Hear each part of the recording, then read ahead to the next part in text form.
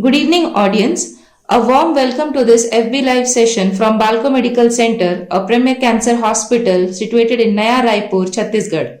Today with us, we have our surgical oncologist, Dr. Sunil Kaushik, who will explain about liver cancer. Over to you, doctor.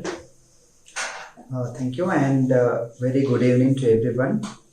Uh, October of every year, we celebrate the Liver Cancer Awareness Month along with the Breast Cancer Awareness Month. So today here I am here in front of you to give some valuable information regarding various aspects of liver cancer, how it is caused and how is it diagnosed, what are the treatment options available, what are the advances that are happening, so that you have some information, good information, and so you can protect yourself and your relatives or somebody who is suffering from liver cancer. So first, before going into the details of how a liver cancer is caused, let us first importantly understand where is liver and what are its important functions. So liver is a very important organ in our body and it has several functions to perform. It is present in the right upper side of the abdomen here, just below the ribs, and it has right lobe and left lobe. Just below the liver is a gallbladder, which is draining the bile from the liver. So this is the position of the liver and these are its functions. It is an amazing liver and it performs around 500 functions in our body. So mainly it is very important for the metabolism of the food we eat. The fats, carbohydrates and proteins all are metabolized by the liver in our body. So it has very important role to perform in the metabolism. Then it is also very important for the digestion of the food we consume because it produces bile, pith, what is called as pith in Hindi. So the bile which is produced is secreted into the intestine and it helps in the digestion of the food we eat.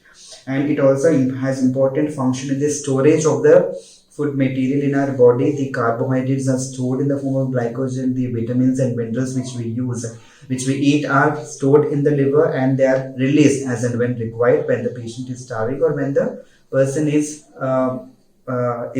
deficient of these vitamins and minerals in his normal diet. Then it also has important function in the synthesis of the blood, especially during the childhood. And it also has an important function of detoxifying the toxic chemicals in the blood and purifying the blood, and so that these toxins are eliminated by the kidney. So these are the main very important functions of the liver. It also has important role in blood clotting mechanism also. So all these functions are disturbed when there is a liver dysfunction, when the liver is affected because of some disease. So now today we are here to discuss and to understand about the various aspects of liver cancer. So now the liver cancer is primarily of two types. One is a primary liver cancer and the second is a secondary liver cancer. So first let us understand about the secondary liver cancer. Secondary liver cancer means that it has started somewhere else. The cancerous disease has started from some other organ in the body, like for example breast or a lung or some colon, small intestine or stomach, pancreas, etc. So it has started from some organ elsewhere in the body and then it has metastasized or it has spread to the liver. So when such thing happens, it is called as a secondaries in the liver or secondary liver cancer or liver metastasis. So the treatment of the secondary liver cancer depends upon the primary of origin where the disease has started and it has spread to the liver. So it depends upon the organ from which it has started. So for example, if we take something from a colon cancer or something, then it is probably treatable if the spread to the liver is limited. Like there are one or two lesions which are spread to the liver when they can be surgically operated and excised from the body, then maybe we can think about curing the patient from the disease. Like some organs are there, like a stomach cancer or pancreatic cancer or some other breast cancer or something, where the disease has spread from the primary site of origin into the liver, then we consider it as stage 4 disease. So a secondary liver cancer is usually a stage 4 disease of the organ from which it has started. So usually most of the time they are treated with chemotherapy, and in some special scenarios like cases like colon cancer, rectal cancer, some neuroendocrine cancer, if surgical resection is possible, operation is possible, then they can be an attempt to cure the disease also can be done in a secondary liver cancer. Otherwise, in majority of these secondary liver cancers, the chemotherapy will play a very important role in treating the patient. Then coming to the primary liver cancer. So what is a primary liver cancer? That is a very important area of discussion today. It is a liver cancer which has started primarily from the liver cells. There are few types of this primary liver cancer. For example, the most important and which is accounting for at least 80% of the primary liver cancer is called as hepatocellular carcinoma, which usually starts from the liver cells itself.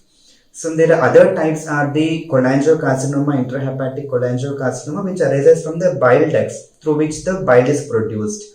And the other cancers are rare cancers like the angiosarcoma of the liver or hepatoblastoma, which is usually seen in children, are the other different types of primary liver cancers. So now because the most common, at least 80 to 90% of the primary liver cancers are hepatocellular carcinoma, what we call it as. So we will discuss and understand more in detail about this type. So what are the causes of this hepatocellular carcinoma? So this hepatocellular carcinoma usually arises from a damaged liver, for example, like cirrhosis. So cirrhosis is a type of a disease wherein because of repeated insults, like repeated toxic ingestions, or because of some inherited genetic disorders or something, or because of some infections in the liver is damaged, the liver cells are destroyed and they are regenerated. So there results in some damage to the liver, which is called as cirrhosis of the liver.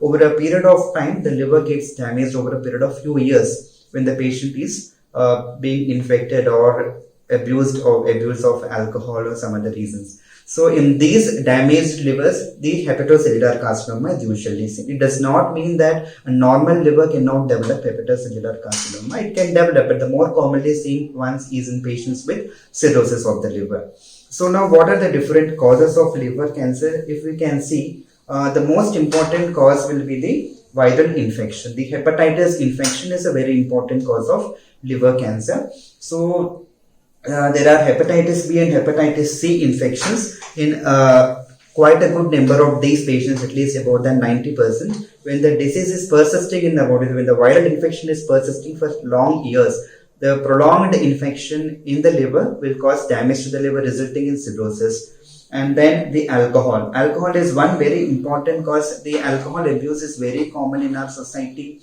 So consumption of large quantities of alcohol over a prolonged period of time can cause liver damage and result in cirrhosis. The other important cause is obesity, which can result in something called as NASH, that is non-alcoholic steatohepatitis. That is because of obesity and fat deposition in the liver that can result in liver damage and then result in cirrhosis. So all these things like the alcohol use, the hepatitis infection, the NASH, and some inherited conditions are there like hemochromatosis, alpha-1 antitrypsin deficiency, Wilson's disease, etc. Several other inherited diseases are there which also can cause damage to the liver. So from all these things, when there is a cirrhosis in the liver damage is there, or called as chronic liver disease or cirrhosis, then the patient may develop a hepatocellular carcinoma in the liver over a period of some time. So, and apart from that, some less common ones are the alpha-1 aflatoxins, some other carcinogens present in our food intake, iron overload, and the use of steroids. All these things also are the important, less common causes of the hepatocellular carcinoma, which we are now going to discuss in further detail. So now we have understood that there are several risk factors. So one is, three important ones are the hepatitis infection, which is usually caused by unprotected sexual exposure or during some blood transfusions or some needle stick injuries or contamination through the blood and fluids of an other infected person. So the hepatitis transmission is because of that. Then the other one is alcohol abuse. Then the third important one is the obesity. These are three important risk factors for liver cancer. So all these are modifiable. I mean to say that These all can be avoided by regular physical activity and doing exercise and workout. The obesity can be reduced by taking adequate precautions, and unprotected sexual exposure, if it is avoided, the hepatitis infections can be avoided, and reducing the alcohol consumption and avoiding alcohol, reducing it to a minimal quantity can prevent the alcohol induced liver damage. So all these things can be preventable. So the liver cancer is predominantly a disease which can be prevented. And so now we can understand there is some specific group of people who are at high risk of developing liver cancer. So in these patients who have already developed cirrhosis, if they can undergo some tests every year, then we can detect the disease early and treat them appropriately. Like for example, two basic tests like ultrasonography of the abdomen and one blood test called as the alpha-fetoprotein. If these tests are done every year, then we can probably detect the disease early, and then they can be treated at a very early stage. So as you all know, when the cancer is detected early, it is easy to treat. The late the diagnosis is, then the more difficult it is to treat the disease. So this is called as a screening. The ultrasonography and alpha-fetoprotein tests are usually done in patients with high risk of developing, especially those with a pre-existing liver disease. Then, so how is it diagnosed? What are the symptoms with the liver cancer presents with? So usually, as with several other types of cancers in the body, usually in the very early stages, the patients may not have some symptoms. So when at least it goes to a little smaller, bigger in size, then the patients may start developing pain in the abdomen, that is in the right upper side of the abdomen, where the patient where usually the liver is situated. Then they may have difficulty in eating because of reduced appetite. Appetite get reduced. Then the patient may have nausea and vomitings. They may lose weight also.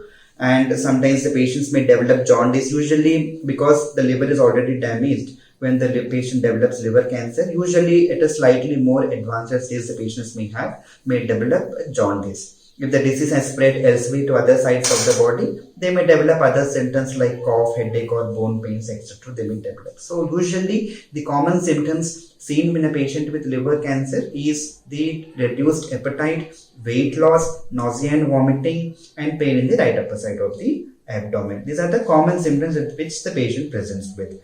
Then how do we diagnose it? Basically, somebody with having a pain abdomen or high risk of high suspicion, then we usually get an ultrasound. So if the ultrasound shows that there is some doubtful lesion or suspicious lesion in the liver, then we usually get a CT. A specific modality of CT which we usually get called as a triple phase CT, in which there are characteristic findings of the liver cancer with which we will be able to come to a reasonable conclusion that this could probably be a hepatocellular carcinoma. For example, a patient with a very big liver cancer, it looks like this. We have some specific characters by which we diagnose the liver cancer. If it is sometimes in some patients, it may be difficult to diagnose with CT alone, then we will do some other investigations, like we may do an MRI of the abdomen, MRI of the liver. Then we can do some blood tests like the alpha-fetoprotein AFP, which I told you earlier. Or we can do sometimes, less commonly in patients, we may also do a biopsy from the doubtful lesion, so that we will come to a conclusion that it is this specific type of liver cancer. So then nowadays it is diagnosed, then what are the treatment options we have? So you all may be knowing that there are three primary modalities of treating any cancer, like the surgery is one important thing, then chemotherapy and radiotherapy. So unfortunately what happened is that the developments or the medical knowledge we have till now, the chemotherapy and radiation are not much effective in treating the liver cancer. So surgery is a very important modality of treatment for treating a liver cancer, and the chemotherapy and radiotherapy have a less role to play in liver cancer. That is, and what I'm talking about is hepatocellular carcinoma. It has some minimal role in treating the patient with hepatocellular carcinoma. The surgery, so surgery also we have some different modalities. One, we remove the dissected or infected part of the liver, that is the diseased part of the liver. If it is in the right lobe, we will do a right hepatectomy, which we called as the liver resection is called as hepatectomy. So liver resections like right hepatectomy. When the disease is situated in the right side, we do a right hepatectomy. When it is situated in the left lobe, we do a left hepatectomy. When it is situated in the junction between the right and the left lobe, then we may do a left trisectionectomy or extended left hepatectomy, or an extended right hepatectomy, or segmentectomy, less commonly used surgical modalities. So in a patient, when the disease is operable, when surgical ablation is possible by resecting the liver, then liver resection is the most commonly used treatment modality for hepatocellular carcinoma. And there may be some another important crucial thing in a patient when we are considering surgery for liver cancer is the coexisting, that is chronic liver damage with the patient may be having, because liver cancer develops in patients with a chronic liver disease. So in these patients, we also have to check whether the general condition of the patient and the functional status of the liver is suitable for the patient to undergo the surgery or not. So for that, we have different criteria, different investigations we do to assess the liver function, which I've already told you. So whether the liver function is adequate, and whether after removing a portion of the liver, whether the remaining liver will be able to adequately function and lead a normal life, whether the patient will be able to lead a normal life or not. That is what we have to assess. So we use different criteria and different methods by which we will assess the functional status of the future liver remnant of the liver.